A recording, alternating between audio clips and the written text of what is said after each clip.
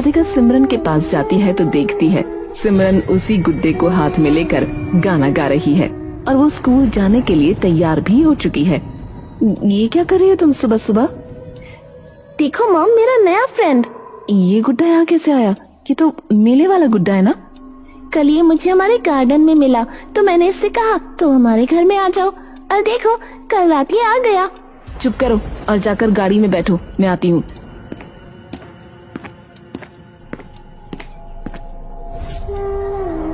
सिमरन झूठ तो नहीं बोलती, आखिर ये गुड्डा मेले से यहाँ तक आया कैसे?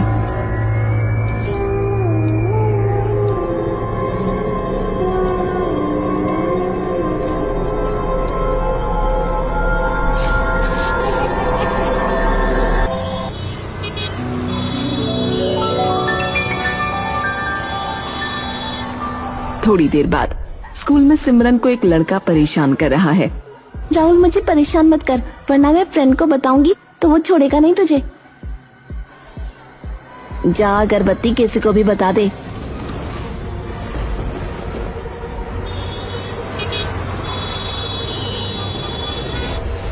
दोस्त, मुझे वो राहुल नाम का लड़का बिल्कुल पसंद नहीं, वो मुझे बहुत तंग करता है, क्या तुम मेरी मदद करोगे? गुड्डा कुछ जवाब नहीं देता।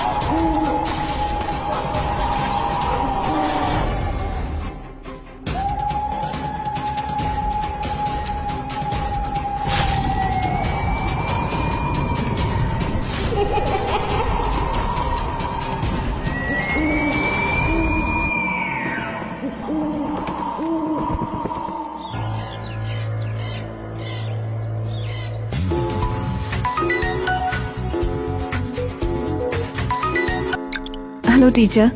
हेलो राधिका जी, आपको सुबह इसलिए फोन किया क्योंकि आपको बताना था कि आज आप सिमरन को स्कूल न भेजें, क्योंकि सिमरन की क्लास में पढ़ रहे राहुल नाम के एक बच्चे का कल रात किसी ने मर्डर कर दिया। आज स्कूल बंद है। पर ये हुआ कैसे? मैम, अभी हम कुछ नहीं बता सकते, मैं आपसे बाद में बात करती हूँ।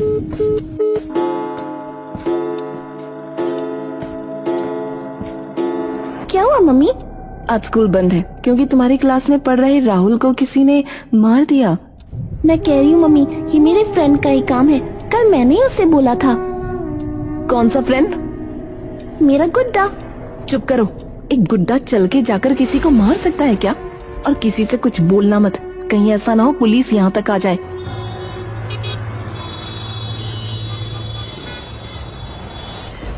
राधिका की अपने पड़ोसी से गाड़ी की पार्किंग को लेकर बहस हो रही थी। आप सुनिए, आपने भी गाड़ी हमारे यहाँ लगाई, इसलिए आपकी गाड़ी में स्क्रैच पड़े। ओ मैडम, आओ सुनो, गाड़ी लगा दी तो क्या हो गया है? स्क्रैच मार दोगी क्या गाड़ी पे? भाई साहब, स्क्रैच नहीं मारे मैंने, मैं नहीं जानती आपकी गाड़ी पर स्क्रैच किसने मारे। कोई नहीं, मैं अभी बता देता हूँ।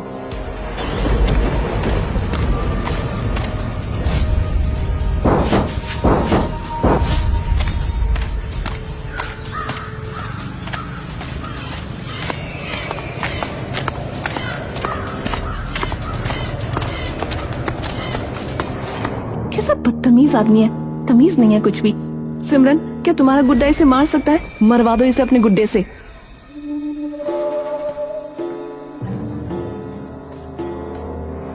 मेरी मम्मी से जिसने लड़ाई करी, आज तुम उसे मार दो।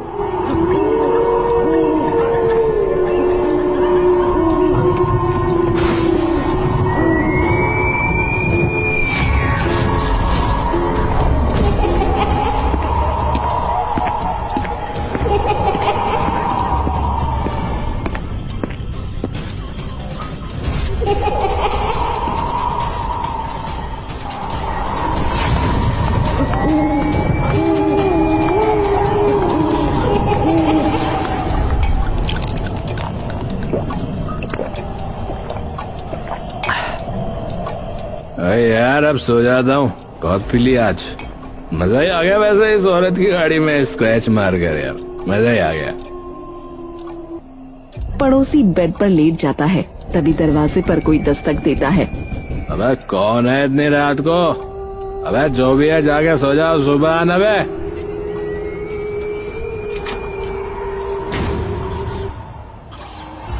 अबे ये दरवाजा किसने खोल दिया भाई? अब उठ के बंद करना ही पड़ेगा।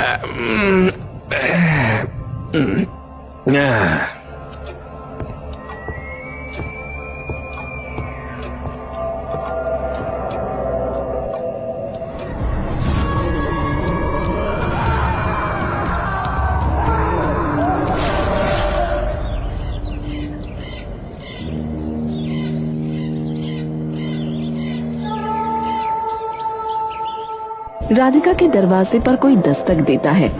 राधिका दरवाजा खोलती है तो देखती है कि सामने एक पुलिस ऑफिसर खड़ा है। जी देखिए, मैं इस एरिया का इंस्पेक्टर हूँ। आपके पड़ोसी को तो आप जानते ही होंगे, जिनकी आपसे कल बहस हुई थी। अब जी हाँ, जानती हूँ।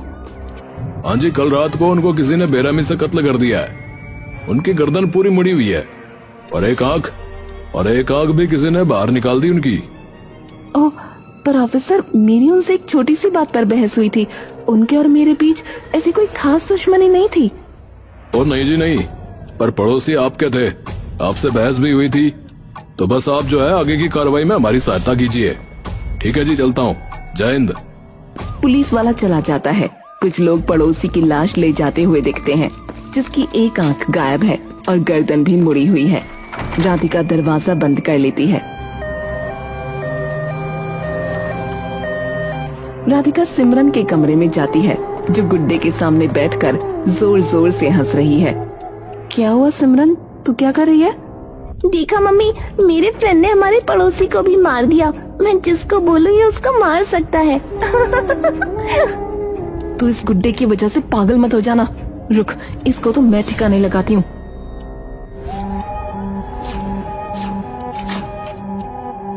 तू भी चल, तू आज मेरे साथ सोएगी।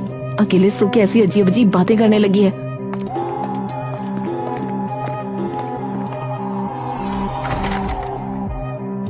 अब देखती हूँ तेरा गुड्डा कैसे बाहर आएगा।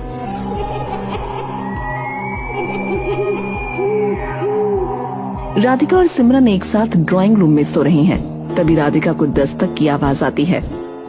इतनी रात में कौन दस्तक दे रहा है? राधिका ध्यान देती है तो आवाज सिमरन के कमरे से आ रही होती है। राधिका सिमरन को देखती है, जो कि सो रही है। उस कमरे में तो कोई नहीं है, फिर दरवाजे पर दस्तक कौन दे रहा है?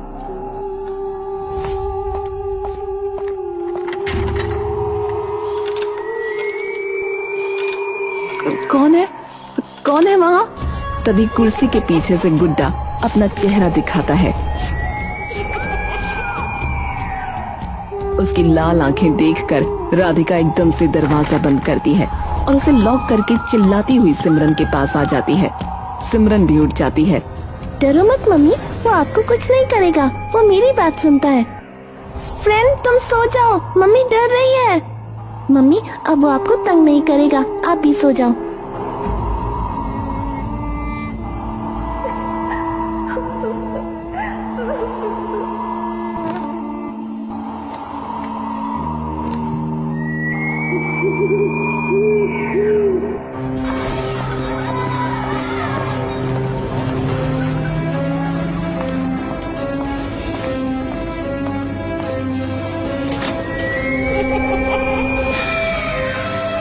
मैं भरोसा नहीं कर सकती।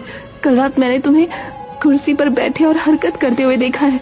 अब मैं तुम्हें नहीं छोड़ने वाली।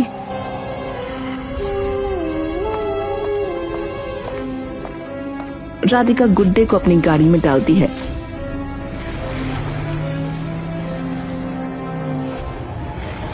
और एक नदी के पुल पर रुककर गुड्डे को नदी में फेंक देती है। अब किस्सा खत्म इस गुड्डे का। नदी तो न जाने से कहां ले जाएगी। राधिका अब अपने घर पहुंचती है। वो जैसे ही कमरा खोलती है, हैरान रह जाती है, क्योंकि उसके सामने उसके सोफे पर गुड्डा बैठा हुआ है। यानी सिमरन ठीक कह रही थी, इस गुड्डे में कुछ है। ये तो भूतिया है। कहीं सिमरन को कुछ नुकसान न पहुंचा दे, लेकिन मैं क्या कर सकती हूँ।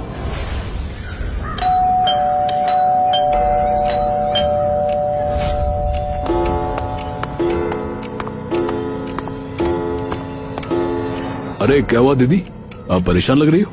सब ठीक तो है ना? कुछ ठीक नहीं है भाई, मेरे साथ कुछ ऐसी चीजें हो रही हैं जो मैं किसी को बता भी नहीं सकती, वरना लोग मेरा मजाक उड़ाएंगे। अरे मैं लेकिन आपका कोई मजाक नहीं उड़ा रहा हूँ, आप मुझे तो बताइए। कई दिनों से सिमरन बहकी बातें कर रही थी। उसका एक दोस्त है जिसको अगर वो बोल देती है तो वो किसी का भी कत्ल कर देता है, और धीरे धीरे ये सब होने भी लगा। तो मुझे पहले विश्वास नहीं हुआ था, जब मैंने अपनी आंखों से देखा तब माना। क्या बात कर रही हो दी, मैं कुछ समझा नहीं। भाई ये गुड्डा है ना, इसमें भूत है। ये 2 कत्ल कर चुका है सिमरन के कहने पर। मैंने अपनी आंखों से इसमें हरकत होते हुए देखी है। अभी मैं इसको नदी में फेंक कर आई थी, लेकिन ये मुझसे पहले घर में पहुंच गया। दीदी ये तो बहुत चिंता की बात है, लेकिन आपको पता है मैं भूतों पर विश्वास नहीं करता हूँ। ये गुड्डा आप मुझे दे दो, मैं इसको अपने साथ रखता हूँ। सच में? देख ले, बहुत खतरनाक है। अरे मैं किसी चीज से नहीं डरता दीदी, आप इसको मुझे ले जाने दो, फिर देखते हैं ये क्या करता है। भाई गुड्डे को राधिका से ले आता है।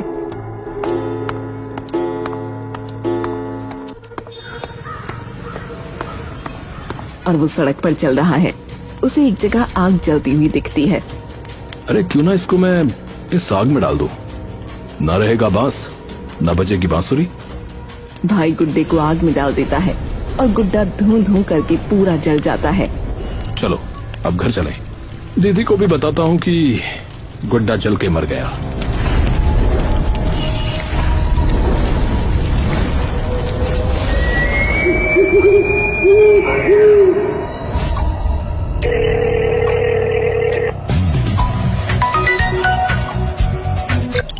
दीदी आपकी टेंशन खत्म, उस गुड्डे को मैंने जला दिया, वो राख हो गया है। सच में? ये तो तूने बहुत अच्छा काम किया भाई। अब जाओ और आराम से सो। हाँ भाई, अब वो गुड्डा जलकर तो वापस नहीं आ सकता। चल तू भी आराम कर। फोन कट जाता है। पीछे दोबारा से सिमरन राधिका की फोन पर हुई सारी बातें सुन लेती है।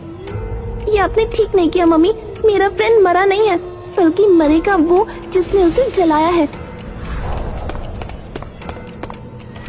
सिमरन खुद को अपने कमरे में बंद कर लेती है।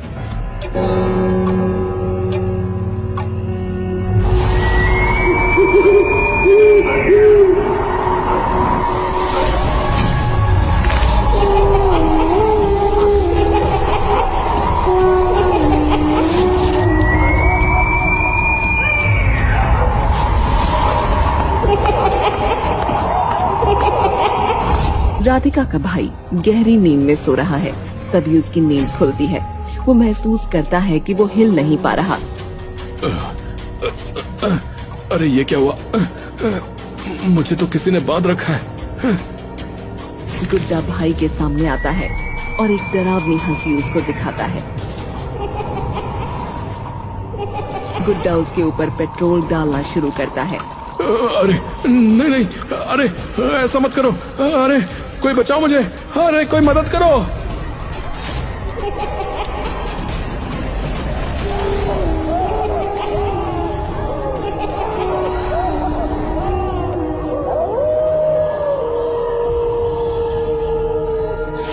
राधिका को घर में सफाई करते हुए एक पुराना अखबार मिलता है।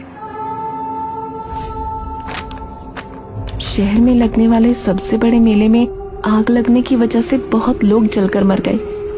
अखबार में राधिका को उसी गुड्डे की तस्वीर दिखती है। ये तो वही गुड्डा है। भाई ने सही किया जो उसको जला दिया, वरना न जाने वो हमारे साथ क्या करता।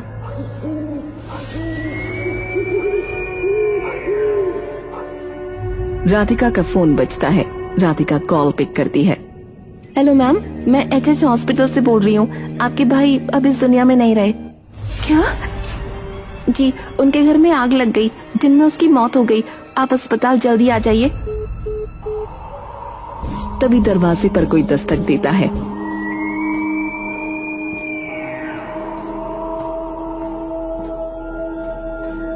राधिका दरवाजा खोलती है।